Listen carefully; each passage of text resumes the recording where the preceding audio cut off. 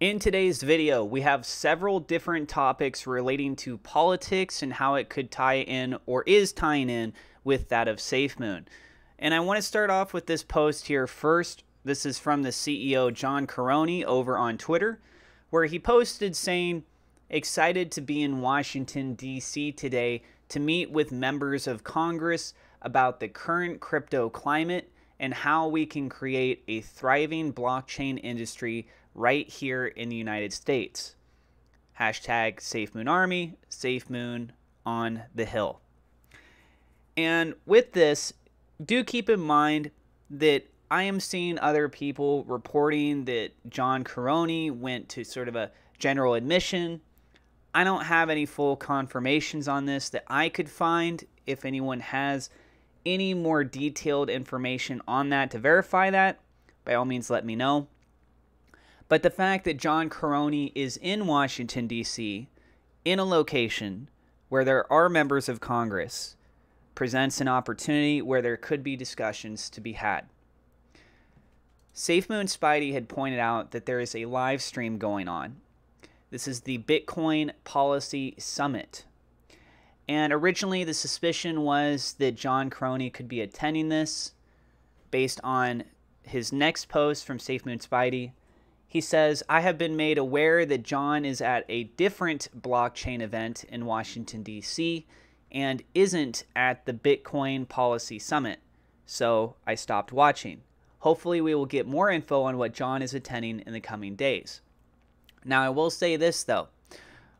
Going back to the first post, SafeMoon Spidey points out that in the live stream, you can see members of the community using hashtag SafeMoon, just trying to help bring some more awareness to this cryptocurrency.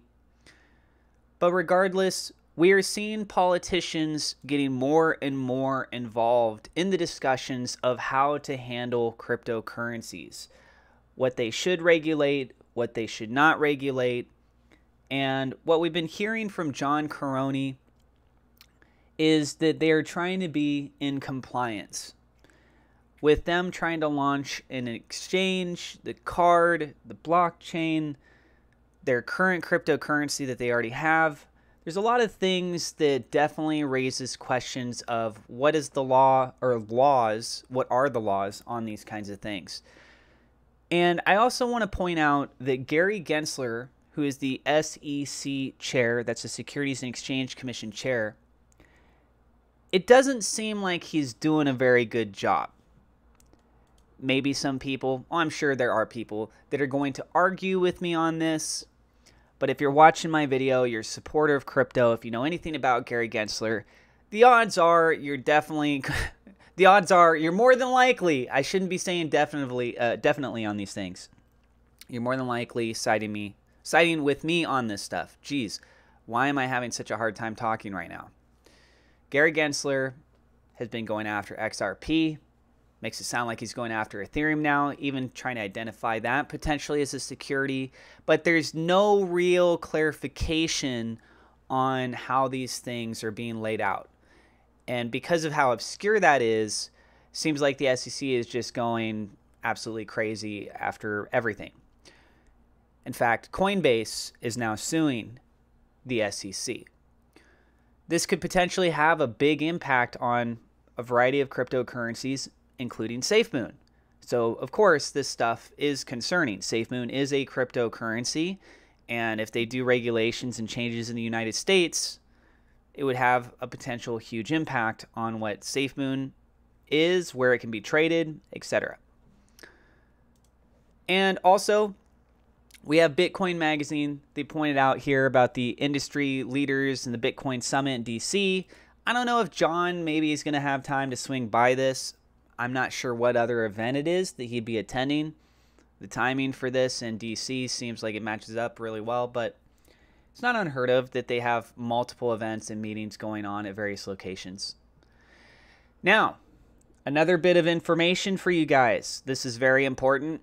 Has to do with an update on the court case, or one of the court cases. So as you guys can see here, this is through justia.com. I will include a link to this down in the description for you guys, as it looks like this does get updated from time to time. so you can be able to go and see what some of the latest moves are over here. And we're going to go ahead and go through these starting from April. There's many, many more dates, so if you really want to go back in time, you're more than welcome to do so. This does talk about individuals such as Jake Paul. So starting from April 3rd, filing 138 motion no longer referred. 137 joint motion for leave to file excess pages and memorandum in support. District judge will handle. By the way, keep paying attention here because there's a couple key points. April 3rd, order granting in part, denying in part. 137 motion for leave to file excess pages. Defendant SafeMoon LLC, SafeMoon US LLC, SafeMoon Connect LLC, SafeMoon Media Group Limited, and Tano LLC and Braden John Caroni have leave to file a motion to dismiss comprising up to 30 pages. Plaintiffs have leave to file response in opposition to the motion to dismiss comprising up to 30 pages. SafeMoon has leave to file a reply in support of its motion to dismiss comprising up to 15 pages, signed by Judge David Barlow on April 3rd, 2023. The next day, April 4th, notice of appearance by Taylor John Hadfield on behalf of Thomas Smith. Thomas Smith being one of the previous coding developers for SafeMoon. It says Hadfield Taylor. April 24th, so 20 days later, filing 141, motion to stay and notice of settlement, joint notice of settlement in principle regarding defendant Jake Paul by Mark Combs, Vlad Lacob, Bill Merwater, attachments number 1, text of proposed order, Jasnock John, modified by adding motion on April 24th, 2023. April 24th, next filing, 142, modification docket regarding 141 motion. A motion to stay was added to the notice of settlement per chambers. April 24th, motions referred. 141 motion to stay motions referred to Jared C. Bennett. And also filing 144, order granting 141 motion to stay case deadlines as to defendant Jake Paul. All case deadlines related to Mr. Paul are stayed pending the submission of the formal settlement and plaintiff's motion for preliminary approval, signed by Magistrate Judge Jared C. Bennett on April 24, 2023.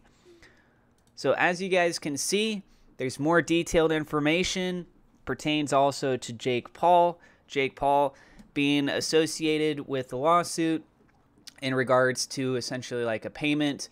And I wanted to give you guys an update of what's going on with the court cases as well. And again, I will have a link to this down in the description below.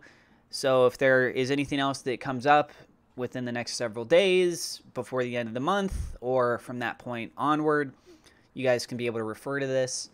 And that's what I got for you guys in this video. If you guys are new to the channel, don't forget to hit subscribe, hit the thumbs up like button. Thank you so much to my Patreon supporters. A double shout out thank you to WeLoveSafeMoon.com, Victor Vegas, SafeMoon Oz for being higher level patrons, and thank you also to my YouTube members for your support. God bless, guys. We'll see you in the next episode.